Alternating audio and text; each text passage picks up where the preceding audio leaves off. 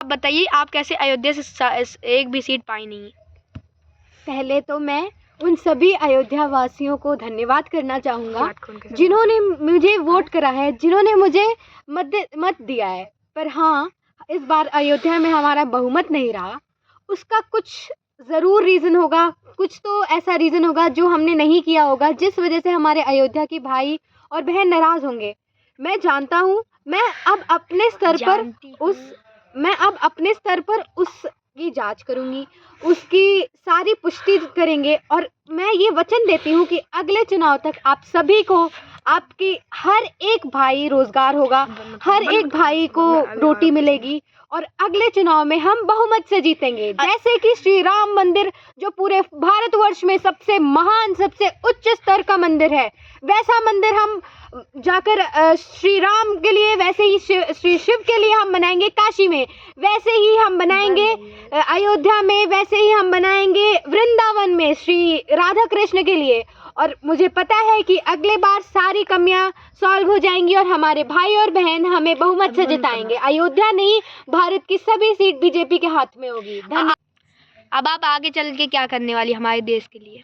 अब मैं इस देश की सबसे पहली चीज़ है कि इस देश में सबसे ज़्यादा लोग जो रोज़ भूखे सोते हैं उनका पेट भरना है, उनको रोज़ रोज़ी रोटी दिलानी है। मुझे हर एक भाई जो है उसको मुझे एक रोज़ी रोटी, घर, सबके पास छत, कपड़ा और जो बेसिक ह्यूमन नीड है वो तो होनी ही चाहिए।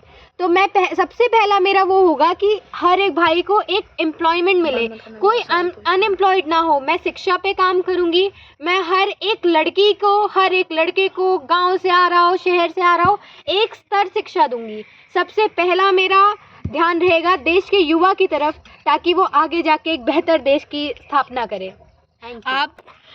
आप इस मुकाम तक पहुंचने के लिए कितना संघर्ष की? देखिए, किसी भी ऊंचाई तक पहुंचने के लिए संघर्ष बहुत ज़रूरी है। तो संघर्ष की तो आप बात मत करिए, क्योंकि जी। मैं एक बहुत ही ज़्यादा मिडिल क्लास फैमिली से बिलोंग करती थी और आज देश की एक पीएम बनने के नाते मैं बता सकती हूँ कि मैं किस स्टेजेस में गई हूँ।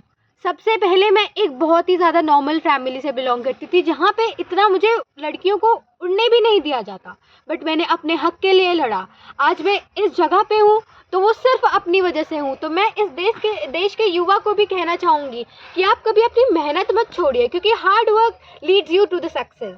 तो हमें अगर ऊपर जाना है, हमें कुछ करना है, हमें देश संभालना है, तो हमें मेहनत तो करनी पड़ेगी, क्योंकि हमें 1000 लोगों को नहीं, करोड़ लोगों को नहीं, पता नहीं कितने करोड़ों लोगों को देखना है। तो उसके लिए हमें मेहनत ज़रूर करनी पड़ेगी। ठीक है जी। आप जैसे कि देख सकते हैं, जैसे मेन रोड की सड़कें बहुत अच्छी बनती है, क्योंकि उसको वो बड़े बड़े नेता देखते हैं, और जो गांव की सड़कें रहती है एकदम ख़राब रहती है, एकदम मतलब अजीब सी रहती है, मतलब ऊबड़ खाबड़ बंजर टाइप की। तो उसके लिए क्या करना चाहेंगी? हाँ जी, तो देखिए, ये तो बिल्कुल सही बात है हमारे देश की, कि हमारे देश में हाईवेज बहुत बड़े बड़े बन जाएंगे और रोड, जो मेन रोड होगी, बहुत अच्छी बन जाएगी। लेकिन अगर आप किसी गांव में चले जाओ तो गांव में टूटी फूटी सड़कें, गलियां मिट्टी की ये है। तो देखिए, सबसे पहला जो ऊपर से इंसान देखता है तो वो सबसे पहले देखता है कि ये हाईवे बनवा दूँ, वो हाईवे बनवा दूँ। हमारी सरकार इस पे भी ध्यान देगी कि जो छोटे छोटे क्षेत्र हैं हमारे भारत देश के, उनके बीच की सड़कें बने, ताकि जो किसी भी माता को, किसी भी बहन को परेशानी ना हो अपने घर तक पहुंचने में। हर जगह अस्पताल बनवाए जाएंगे, शौचालय बनवाया जाएगा, स्कूल बनवाए जाएंगे, ताकि किसी को पहली बात तो शहरों में नहीं जाना पड़े अपना घर छोड़ के पढ़ाई के लिए और किसी भी रोज़गार के लिए। हम हर जगह वो चीज़ें प्रोवाइड करेंगे। प्लस जो छोटे छोटे गाँव हैं वहाँ पे बिजली का, सड़क का, सबका काम पूर्णतः कंप्लीट करेंगे। जी। आप जैसे देख रही हैं कि हमारी गंगा एकदम गंदी हो गई है, मतलब उसके अंदर इतने झांक आ गए हैं, फेनेस आ गए हैं, तो उसमें मतलब कि पानी वानी एकदम अशुद्ध हो गया। अब बोला जाता है कि गंगा ख़त्म हो जाएगी तो कलयुग ख़त्म हो जाएगी। तो आप उसके क्लीननेस के लिए आप क्या करना चाहेंगी? हाँ जी, तो देखिए, गंगा की बात है तो गंगा को साफ़ करने के लिए हमने कई सारे ऐसी टेक्नोलॉजीज़ लाई हैं जो उसे क्लीन कर रही हैं। बट हाँ, देखिए, आप उसी स्तर पे, जिस स्तर पे उसकी सफाई हो रही है, उसी स्तर पे फिर उसे गंदा करते रहेंगे। उदाहरण के लिए टेक्नोलॉजी। जैसे कि उसमें आप लोग जा रहे हैं, वो गंदा अपने आप को, अपनी गंदे सामान, घर के वेस्ट सब कुछ डाल रहे हैं, ये सही बात नहीं है। देखिए सरकार इतना कर सकती है कि उसको सफाई करवा सकती है, हर एक टेक्नोलॉजी बाहर से लाकर उसको क्लीन करा सकती है, लेकिन एक आम आदमी के लेवल पे भी उसका एक रिस्पॉन्सिबिलिटी बनती है ना कि वो हमारे देश की एक इतनी ज़्यादा मान वाली इतनी अच्छी नदी है गंगा, उसको संभाले। हम जो पोल्यूशन हो गया सो हो गया, उसकी हम क्लीनलीनेस के लिए बाहर से कंपनी से अलग अलग मशीन्स हमारे देश के सारे जो वैज्ञानिक हैं उनसे बनवा रहे हैं, सफाई भी जारी रखी है। बट मेरा हमारी देश की जनता से अनुरोध है कि कृपया गंगा को साफ रखिए, वो हमारे देश का मान है और उसको कृपया प्रदूषित मत करिए, क्योंकि गंगा खत्म तो कलयुग खत्म, ऐसा हमारा हिंदू समाज मानता है। तो उसकी रक्षा करिए, बाकी लेवल पर जितना हो पा रहा है उतना ज़रूर कर रही है। थैंक यू जी। आप जातवाद के बारे में क्या कहना चाहेंगी? देखिए, एक समय था भारतवर्ष में जब जातवाद का स्तर बहुत ऊपर था, लोग छोटी जात को साथ नहीं मानते थे, बड़ी जात को बहुत उच्च मानते थे।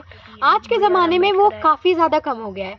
बट मेरा अनुरोध है हमारे आने वाली पीढ़ी से कि जात पात के चक्कर में मत पड़िए, कुछ नहीं होता है, जो मेहनत करता है वही आगे बढ़ता है। और मैं ये जो रिजर्वेशन, ये कोटा है, ये सारी चीज़ों पे नहीं मानती हूँ, और हमारी सरकार प्रयास कर रही है कि इस चीज़ को धीरे धीरे करके हटाया जाए, और ये जो रिजर्वेशन है ये उन लोगों के स्तर में लाया जाए जिनकी आर्थिक स्थिति ठीक नहीं है, जो लोअर लेवल पे आते हैं, जो इकोनॉमिकली लोअर है, जो EWS के अंडर आते हैं, उनके लिए कोटा और रिजर्वेशन रखा जाए, रादर देन उनके लिए जो अमीर है, जो पढ़ाई लिखाई अफोर्ड कर सकते हैं, लेकिन वो सिर्फ नीची कास्ट को, खुद को नीची कास्ट समझ के उसका फ़ायदा उठा